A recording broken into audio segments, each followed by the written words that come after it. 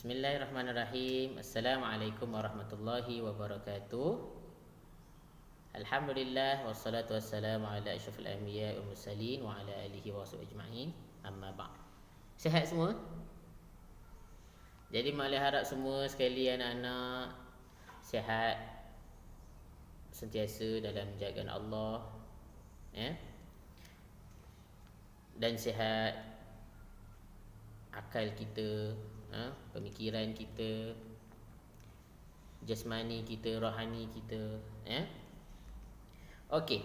Jadi pada hari ini Mak Ali nak sambung kita punya penerangan tajuk tentang, masih lagi dalam tajuk kita masih lagi dalam himayatun nafsi min munkaratil akhlak, masih lagi dalam tajuk melindungi diri daripada perkara yang mungkar, perkara yang menderhaka. Okay, kita sambung pada muka surat 19 dan 20. Okay, kita sambung balik perbincangan kita, tengok kitab kita ni muka surat 19 dan 20 ni, 19 dan 20. Okey. An tajtanibu nafsaka an jami'il munkarat. Okey. Hendaklah kita menjaga diri dari semua perkara yang mungkar, perkara yang buruk. An tajtanibu, hendaklah kita tajtanibu menjauhkan nafsaka, diri kamu. Maknanya buku ni dibagi nasihat kat kita.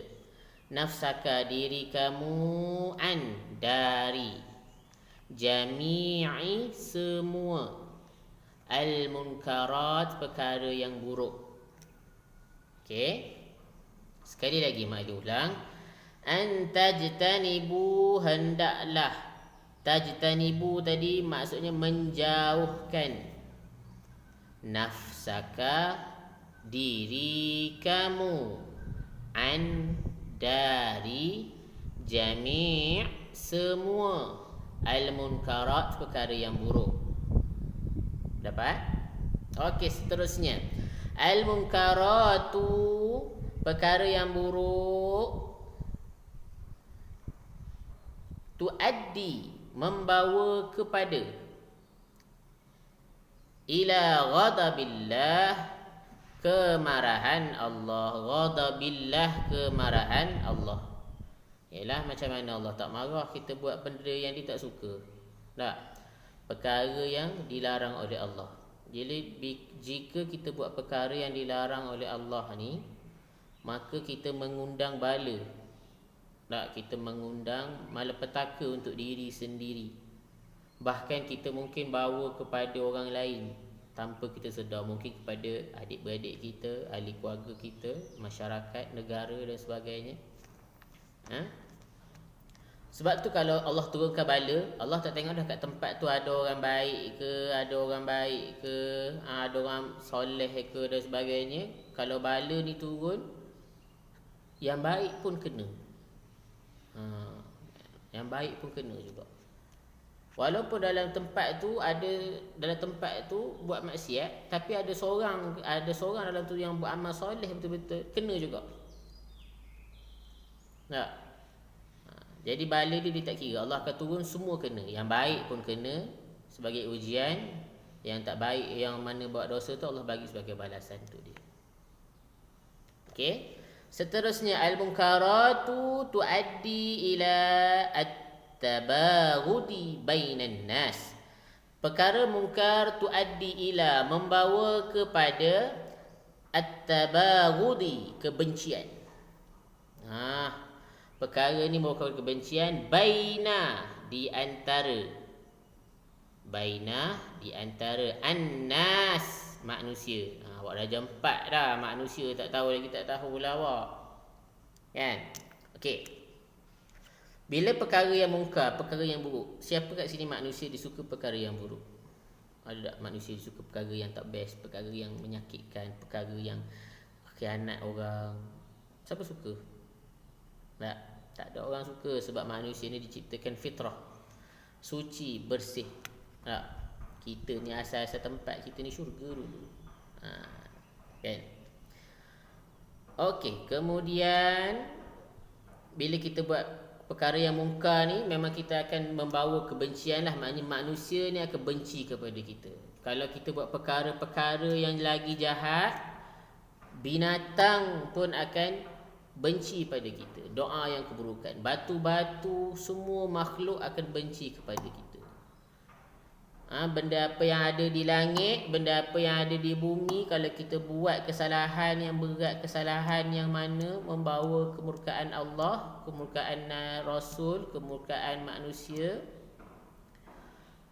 maka hidup kita ni akan jadi apa? Kosong. Hidup kita akan jadi orang yang mungkin dia tak tenang, dia rasa dia betul tapi sebenarnya dia tak betul. Orang duduk kata dia, orang duduk maki dia dan sebagainya sebab kesalahan dia. Dia tak nak sedar diri dan sebagainya. Orang bagi nasihat tak nak dengar, keras kepala, buat benda jahat, fitnah. Perkara sekarang ni kalau kita tengok fitnah lah paling besar. Tak? Nak lagi akhir zaman. Akhir zaman ni palinglah kita takut. Tak? Dulu kalau kita cerita tentang fitnah ni, dulu Mak Ali pernah ceritakan tentang fitnah Dajjal, kan? Yang mana nabi-nabi, semua nabi dipesan dekat umat dia, mesti dipesan tentang Dajjal. Dia takutnya umat-umat dia ni terkena dengan fitnah Dajjal. Sebab apa? Kalau kena fitnah Dajjal ni dah tak ada apa dah. Tempat dia satu, neraka tu je lah. Tak? Fitnah Dajjal ni bahaya, fitnah Dajjal ni. Tak? Sebab itulah kita dalam solat disunatkan, kalau boleh kita bacalah doa tu. Tak? Sebelum lepas kita bagi salam. Lepas kita bagi salam pula dah. Sebelum kita bagi salam, lepas ayat akhir kita baca innaka hamidum majid. Sebelum bagi salam tu kita cuba baca doa. Allahumma inni a'udzubika minal azabil qabr wa min azabin nar wa min fitnatil mahya wal mamat wa min fitnatil masihid dajjal. Kita minta. Yang pertama, wahai Allah, aku mohon padamu, lindungilah aku daripada azabin nar, azab api neraka. Wa min azabil qabr, daripada azab kubur. Wa min fitnatil mahya wal mamat, daripada fitnah hidup dan fitnah mati. Wa min fitnatil masihid dajjal, dan fitnah dajjal. Nabi suruh sangat kita baca doa ni. Sebab apa? Bila kita baca doa ni, insya-Allah. Sebab apa? Waktu yang paling makbul kita solat, baca doa, paling makbul kita baca doa makbul. Ada banyak, tapi yang ni salah satunya, iaitu sebelum kita bagi salam. Yang tu salah satu tempat tu makbul doa. Okey. Sebab tu kalau solat jangan cepat-cepat. Nak gimana cepat-cepat? Kita cuba amalkan doa tu. Baca doa sebelum kita bersalam, cuba amalkan, insya-Allah. Kita minta dengan Allah supaya Allah lindung kita. Okey, sebab apa? Fitnah ni bahaya. Okey. Kemudian al-munkarat tuaddi ila fashli fil hayati. Perkara mungkar, perkara buruk ini tuaddi ila, membawa kepada fashli, kegagalan. Al-fashli, kegagalan, fil hayati, dalam kehidupan. Okey, membawa kegagalan dalam kehidupan. Bila perkara ni memang dah bawa gagal dalam kehidupan, dah perkara yang mungkar, mana Allah nak tolong? Allah tengok gagal kan. Macam tu. Okey, kita ni dengan rahmat Allah kita ni. Tak ada rahmat Allah, tak ada kita ni. Ingat. Nak masuk syurga dengan rahmat Allah. Bukan sebab kita banyak buat amal ibadat. Kita masuk syurga sebab rahmat Allah. Okey. Kemudian al-munkarat tuaddi ila quswatil qulub. Perkara yang mungkar membawa kepada quswatil qulub. Quswah ni keras. Quswah ni keras. Okey. Quswah ni keras, al-qalbi, hati. qaswatil qalbi, membuatkan ataupun menyebabkan hati itu jadi keras.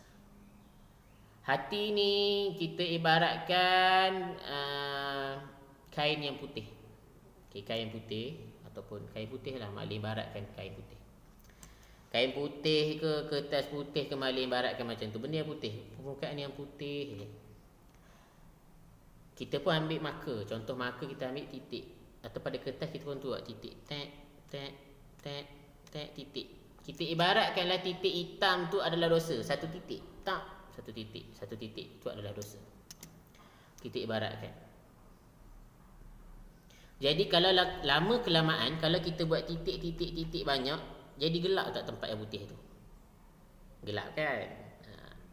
Lama-lama kita nampak macam gelap, makin lama makin penuh lah kertas tu dengan titik-titik hitam. Begitu juga dengan hati kita. Hati kita, mula kita buat dosa kecil, alah dosa kecil je, tak, satu dosa. Tipu kawan satu dosa, sepak kucing satu dosa, curi satu dosa, titik. Lama kelamaan titik tu penuh. Bila titik tu penuh dekat hati kita, maka hati kita pun jadi keras. Keras ni maksudnya apa? Hati tu bukannya kalau kita buka tu hati batu, kan? Maksudnya hati tu secara zahir ni memang kita nampak hati kat sini, tapi secara zahir ni diri kita ni, hati kita tak akan jadi rosak. Kita tak boleh apa? Tak boleh dengar orang nasihat, kita nak marah. Orang cakap tentang kebaikan, tentang untuk berubah, kita rasa nak marah. Jadi hati masa tu kalau kita dengar ceramah, mana sama ada ustaz ke siapa-siapa bagi ceramah dalam TV ke mana, kita dengar tu macam kena pada diri kita. Aduh, hai kena lah. Kan, kita rasa macam kita buat salah tu. Jadi bila kita rasa kita buat salah, itu adalah tanda hati kita tengah diubati. Hati kita sakit bila orang cakap benda baik, kita terasa bermaksud hati kita tengah diubati. Masa itulah kita kena muhasabah diri. Muhasabah ni kita fikir balik, benda silap aku hari ni, benda dosa hari ni, minta istighfar. Istighfar ni minta ampun lah pada Allah. Bukannya maklik apa kena taubat tu. Kalau taubat kena bentang sejadah, kena pakai jubah, kena pakai serban, duduk. Bukan. Maksudnya kalau kita sebut astaghfirullahalazim tu dah kira dah sebagai taubat, istighfar. Jadi sebab itulah kita diminta banyak istighfar. Astaghfirullahalazim, kena banyak sebut istighfar. Sebab apa? Nabi pun 70 kali, paling kurang 70 kali. Tak? Kita ni tu Nabi, ni kita ni tak? Lebih lagi betul boleh. Nabi kamu tu sekurang-kurang 70, sekurang-kurang ni. Kita tak tahu yang Nabi sebut lagi macam mana. Tak? Kita ni manusia yang banyak melakukan dosa. Kita tak nampak. Sebab itulah kita boleh digelarkan pendosa tanpa noktah. Kita kadang tak sedar, oh punya benda ni pun buat orang dosa. Jadi macam tu. Jadi kita kena banyak kali istighfar. InsyaAllah mana tahu dengan mana keberkatan yang sebut istighfar tu, salah satu astaghfirullahalazim disebut banyak-banyak tu, ada yang Allah terima, ada yang Allah makbul, maka terampunlah dosa kita. Tak? Okey. Kita pergi pada muka surat 20. Qala Nabi sallallahu alaihi wasallam, telah bersabda Nabi sallallahu alaihi wasallam, innama bu'istu liutammima makarimal akhlak. Sesungguhnya bu'istu, aku telah diutuskan liutammima, bagi menyempurnakan makarimal akhlak, akhlak yang mulia. Makarima mulia, akhlak. Memuliakan, menyempurnakan akhlak yang mulia. Okey. Nabi diutuskan untuk menyempurnakan akhlak kita, akhlak yang mulia. Min husnil Islam mil mar'i tarkuhu ma la ya'ni. Husnil Islam, keindahan Islam. Apa dia keindahan Islam ni? Siapa tahu? Apa dia? Keindahan Islam.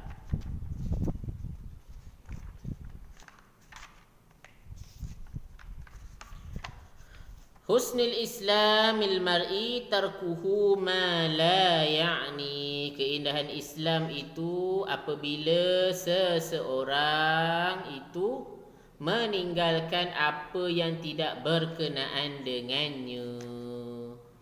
Itu maksud dia. Okey.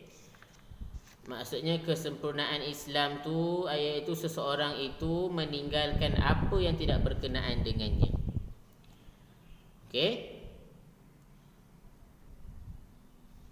Bila tak benda yang tak kena sabit dengan dia, tinggalkan. Benda yang rasa macam benda yang tak ada faedah bagi diri dia, tinggalkan. Benda yang mendatangkan mudarat pada dia, tinggalkan. Okey. Itu saja. Jadi wallahu alam. Jadi untuk latihan pengukuhan bagi anak-anak, Mak Ali bagi kerja untuk muka surat 21 dan 22 dan 23 lah. 3 ni je dulu. Lagi 3, lagi 2, lagi 3 lagi ni kita buat minggu hadapan. Boleh? Okey. Jadi Mak Alim bagi masa tempoh ni awak buat, siapkan. Nanti boleh hantar pada Mak Alim. Tulis dalam buku tulis muka surat 21, 22 dan 23. Ya? Boleh ya? Muka surat 21, 22 dan 23. Sampai sini je. Okey? Disujuk soalan ajib anil as'ilah al-atiyah, patu al-munkaratu minha, patu al-hasanatu minha. Munkarah ni perkara yang buruk, al-hasanah ni perkara yang baik. Perkara yang baik ni Mak Ali nak awak cari sendiri. Ataupun nanti kita akan bincang sama-sama, ya. Boleh? Okey, itu saja. Wallahu subhanahu wa ta'ala alam. Bismillahirrahmanirrahim. اللهم اجعلنا من الناجحين والفائزين في كل امتحان في الدين في الدنيا والآخرة. الحمد لله رب العالمين. السلام عليكم ورحمة الله.